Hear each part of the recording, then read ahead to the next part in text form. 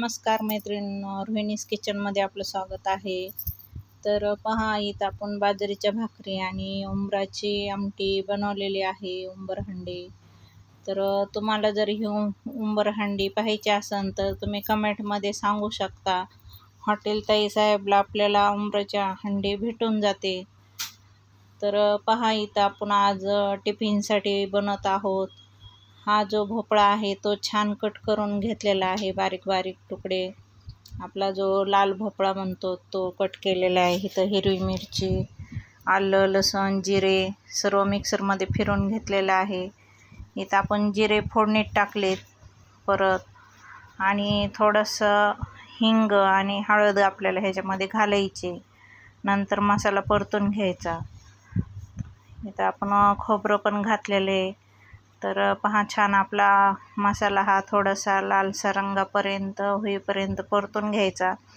आणि त्याच्यानंतर आपल्याला हा कट केलेला भोपळा जो आहे तो स्वच्छ पाण्याने धुवून घ्यायचा आणि नंतर परतायला टाकायचा. तर पहा, खूप छान असा आपला भोपळ्याला रंग येणार आहे आणि टेस्ट पण खूप छान लागते. असा हा टिफिनला जर तुम्ही भोपळा बनवून दिला तर ज्यांना आवडत नाही ना ते सुद्धा चाटून पुसून हा डब्बा पूर्ण खाणार आहेत. कारण की हिरव्या मिरचीचा जर आपण भोपळा बनवला तर तो खायला खूप टेस्टी लागतो. आणि चवीनुसार मीठ घालायचं, कारण की ह्या भोपळ्याला त्याचा अंगचाच असा थोडासा गोडपणा असतो, त्याच्यामुळे खायला असं गोड तिखट थोडंसं टेस्ट त्याची छान लागते.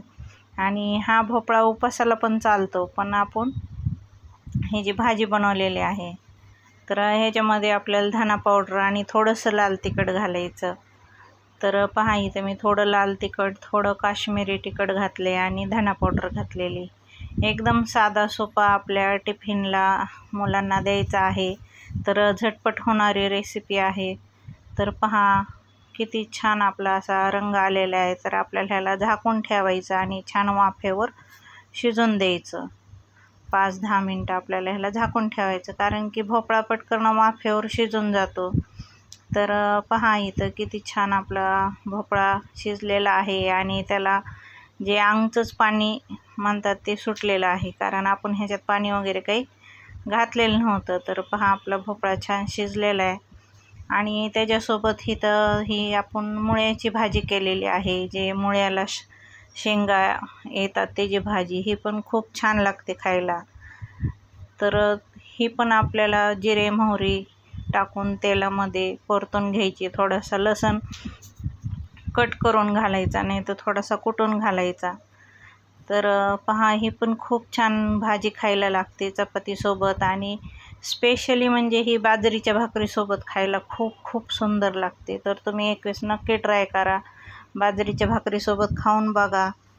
तर तुम्ही अर्धी किंवा एक भाकरी तर एक्स्ट्रा खाणारच, ही तर गॅरंटी आहेच आहे. पण खूप छान अशी ही भाजी होते. तर काही ठिकाणी ह्याला डिंगऱ्या पण म्हणतात. तुमच्या भागात काय म्हणता कमेंटमध्ये सांगा.